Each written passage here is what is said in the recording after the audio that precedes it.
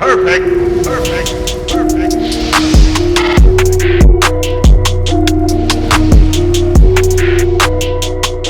What is going on, everyone? I go by RB, and this is Philly Take with RB. Now, if you guys have been enjoying the content of this channel, take 1 second for me. Go ahead and smash that like button. Really helps your boy out. And if you are new and you want to stay updated on some great Philly content, well, be sure to hit that subscribe. So today, I want to discuss the Philadelphia Eagles defense heading into 2020. And as you can see by the title of this video, I think these boys are being slept on, and I think they are very underrated at the moment. Now, throughout this offseason so far, the last couple months, obviously all the headlines have been drawn to the Philadelphia Eagles offense, right? Like Carson Wentz and the whole Jalen Hurts thing, the wide receiver core, the deficiencies, Miles Sanders talking about MVP, whatever you want to think about, right? The whole draft, the whole process was pretty much catered around the Eagles offense, and rightly so. Because that is, down the stretch last year, what Carson Wentz had to do with little to no weapons, and all of that came into discussion, and it should be. But because of that, I do feel like some people out there, even some Eagles fans, are forgetting about what we have done to improve this defense, and I really have some huge expectations for this defense heading into next season. Look at what we did in terms of the roster. For once, and I've been saying this over and over, we made it the priority to go for defense first. Like usually we take into account the offense first. Like we're always thinking when free agency hits, we're always looking to go out and get some crazy weapon on offense. I feel like the Eagles, all the talk is always around the offense, but Howie Roseman and them boys, they went out and upgraded this roster on defense in free agency. Even in the draft, obviously the draft was focused more on the wide receivers, but we did pick up some great pieces in the draft, and I do not think that we are done yet. You can never be satisfied when it comes to Howie Roseman.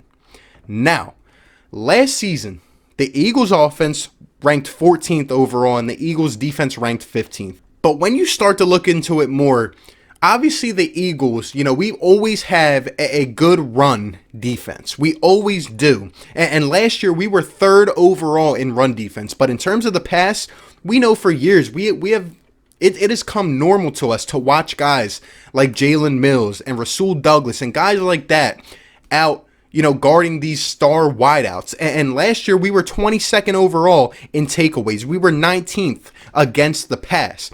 And I feel like it has been that trend for years now, and it stings every time, but we've kind of gotten used to it. We kind of adapt to it like, okay, the Eagles didn't go out, get a top corner, and we're just going to have to settle for what happens. Hopefully, with the way that we stop the run, we can at least try to beat them with our own offense in the passing game, right? But this year, I'm telling you guys, now that we go out and get a top-tier corner in Darius Big Play Slay, okay, I don't care what anyone says. Having Big Play Slay is going to do so much for the defense. He's going to cover half the field. You can plug him in against the opposing team's top receiver. Like the past couple years, having undersized guys like Jalen Mills and Avonte Maddox on some of these top receivers, it's just not going to work. We know you can barely blow on a receiver and you're getting a 15-yarder, right? So these teams have just been going deep on us, and they know what is coming to them. Our guys, bite on the double move or whatever. They know what is coming to them. But now, having Big Play Slay does so much for this defense. You have him on one side. On the other side, obviously we've heard about Marquand Manuel, right? I think he's going to have a big impact on these corners with just the way they will approach the game. I'm excited to see what he can do, having been to the big stage a couple times. But whether it's Sidney Jones, right? Say Sidney Jones steps up and becomes the man. You can use Avonte Maddox in the slot corner. Even if Sidney Jones turns out to be a bust, you can use Avonte on the outside, but he's not going to be guarding the best receiver on the other team. So it's really going to help us out. Of course, even Big Play Slay is going to get beat sometimes. Corner is one of the hardest positions to play. Everybody gets beat. But the impact I'm expecting Slay to have, I don't think they're going to be throwing the ball his way that much. So obviously they're going to target, our second and third tier corners. But that is okay because what I'm expecting from this defense as a whole, it is going to be very solid. So you take a second and take a step back from the corners. Look at our defensive line. We always value the trenches, but having Fletcher Cox, having now Javon Hargrave, adding him in there, I'm expecting Derek Barnett to take a step up. I know he has promise and potential. Brandon Graham is still, our longest tenured Eagle. He's been talking highly of the defense and of the team. We have guys like Malik Jackson, who we barely didn't even get to see anything of him last year. I'm expecting Vinny Curry to come back to the Eagles, and that would be a great piece. We have other depth pieces. We have Josh Sweat. We have Jannard Avery, who we really haven't seen them tap into their potential as a Philadelphia Eagle. Hassan Ridgeway, right? All of these guys, I think our defensive line is going to be very, very solid, as they always are.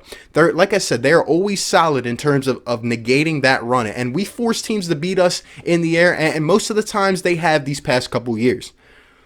But I'm expecting not only for our defensive line to stuff the run. Like, I feel like no matter what, whether it's in the red zone, the 1 yard line, wherever, they always stuff the run. But now I do feel like our pass rush will be improved as well. I'm telling you, those boys are going to work great together. It's hard to even put, protection against Fletcher Cox, let alone guys like Javon Hargrave, let alone guys like Barnett and Brandon Graham. Then, like I said, we take into account the cornerback situation. Now, like I said, if Sidney Jones pans out, look at the slot corner position. We can put Avonte Maddox there. We have who they're calling the slot god, Nickel Roby-Coleman, who is underrated himself. I think he's going to have a good impact. Even if he doesn't, Cravon LeBlanc is still here, and he has showed some promise as a Philadelphia Eagle. We have a lot of options. We can put Avonte out as our cornerback too if Sidney doesn't work out. There are guys you can plug and play who can play on both sides of the field.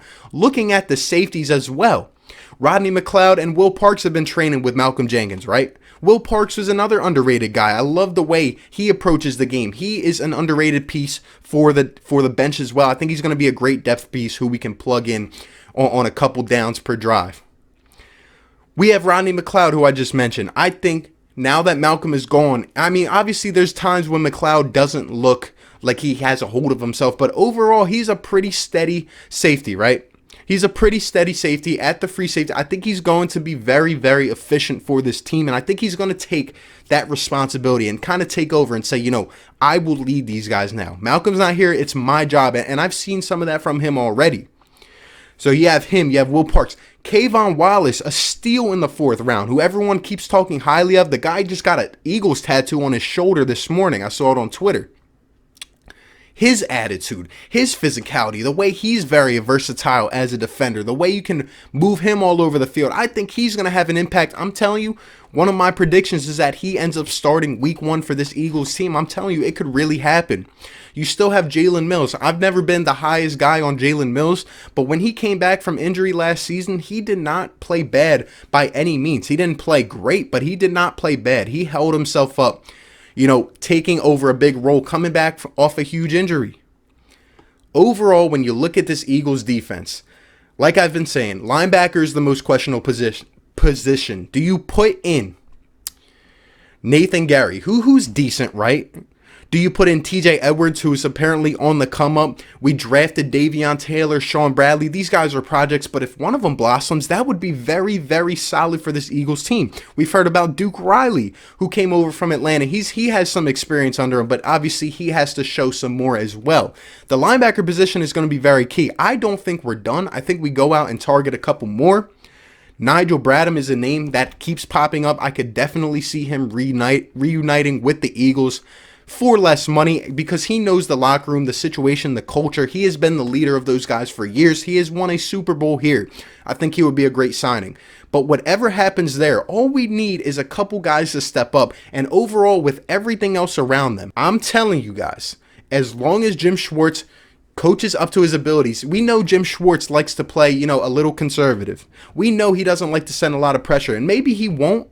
But our guys will be able to get to the quarterback. And I believe that he even will send more pressure this year. Maybe some safety blitzes or some other things that will shake up these quarterbacks, knowing that he doesn't have to be scared to death now just to send more pressure because he has a guy like Darius Slay on the outside to protect his back pretty much. Because if he got beat deep, we always looked, at the corners and at Jim Schwartz saying, why?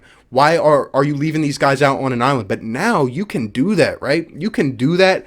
Big play Slay. His impact will be so huge on the other corners, on the rest of this defense. The front four are going to get to the quarterback. And as always, we have been constant in stopping the run, like I said. I mean, most of these great running backs, obviously they have great games once in a while against the Eagles' defensive line. But for the most part, we usually hold a guy at least under 100 yards. And most of the time, we make these running backs look silly. We force them to beat us in the air, but now it's going to be very, very hard to do that given how we have upgraded this roster. I think it's been quiet. Like I said, I think it's been underrated, and I really do think the Eagles defense is being slept on, and I do think they could be the better, aspect of this team going into 2020. I think it's very realistic. I'm expecting this defense to take a huge leap, be a top 10 defense, and possibly a top 5 defense. And these people will not talk about it. Obviously, it'll take some weeks to get into the season, but when they see how these boys are playing and how they're coming together, I'm telling you, it's going to make headlines, and the story will get out there, and people will start to see really how much we have upgraded this defense and how quietly and how quickly we have done it because of everything else that is overshadowing it. But that's just my opinion. I'm telling you, I'm expecting huge things from this Eagles defense this year. You guys can let me know down below. Which side of the ball do you think is going to be better for the Eagles? What are your expectations for the Philadelphia Eagles defense? Let me know all your thoughts down below. Appreciate you guys for tuning in. Be sure to like, comment, and subscribe, and I will catch you on the next one. Peace. Perfect. Perfect. Perfect.